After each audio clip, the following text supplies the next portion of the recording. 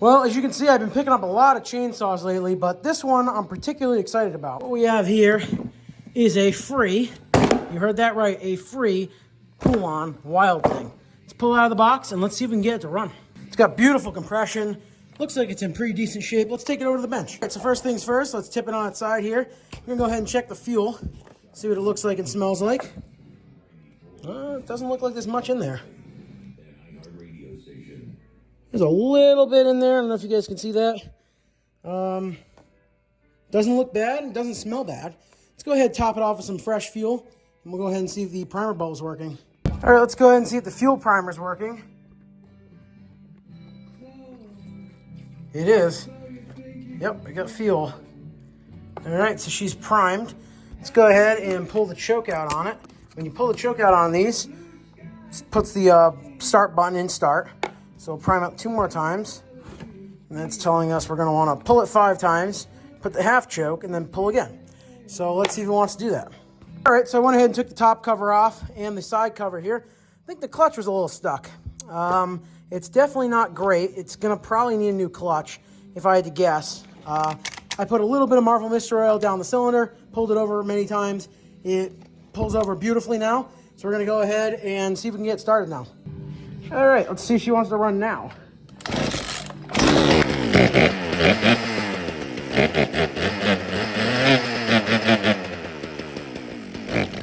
Well, it definitely runs.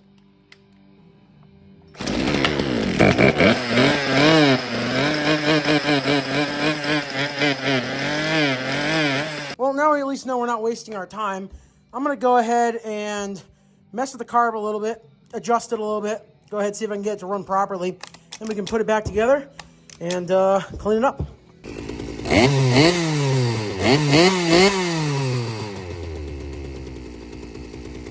Not bad. All right, so pulled it apart, and that's not supposed to be like that. That spring is broken, so that would be our culprit on why, when I first got it, it did not want to pull over. So I believe I actually have another one of these clutches upstairs in my parts room. I don't think I'm going to get to that right now, but that's probably why that happened to the sprocket there. So I'm going to go ahead, collect all the parts, put it back together, clean it up, and then we'll come back to this on a later date. All right, so we're back on the old Wild Thing project. This is not the one that I started with. This is a parts one. This has got a good clutch on. I'm going to completely part this thing out, put all the stuff up on eBay like I normally do. But we're just going to go ahead, tear this thing down, and swap this clutch onto the other one. All right, well, here's where this one sits. Way better shape than the other one down there. Let's go ahead, grab it, and yeah.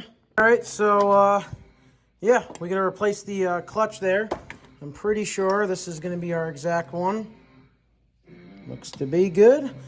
So we're going to go ahead and pull the top cover off here, and then we're going to pull the muffler.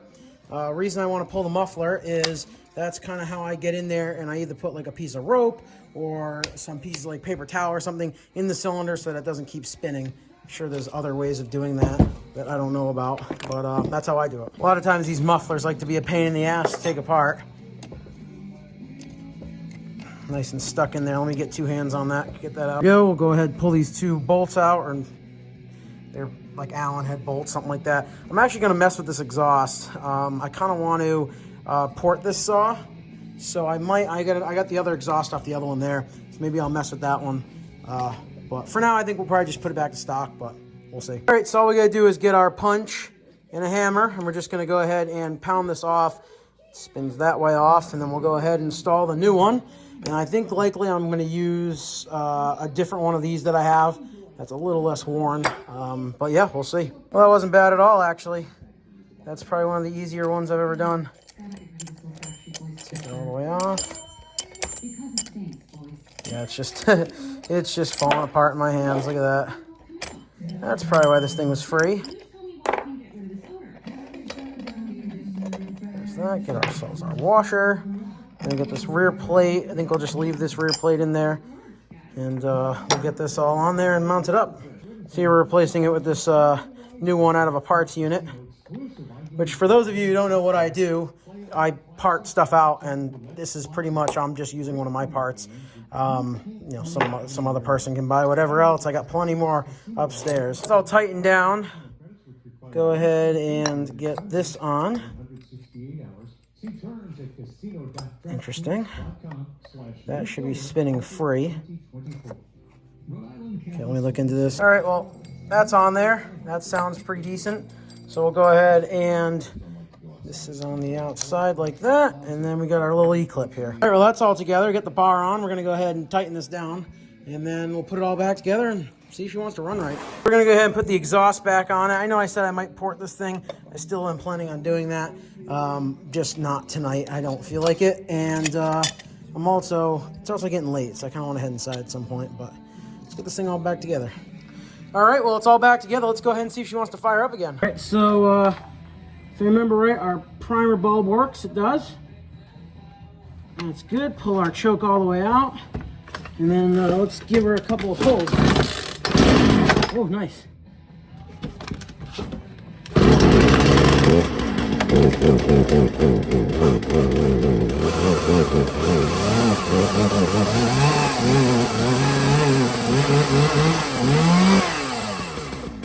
Chain's a little tight. Let me fix that. All right, let's try that.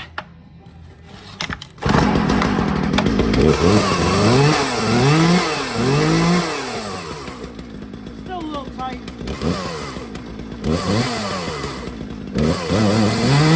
All right, well, there you guys go. She runs, she cuts. Pretty awesome. I'm very excited about this, the old free wild thing. The next video on this chainsaw is going to be actually porting it. I'm going to do a custom exhaust and port it.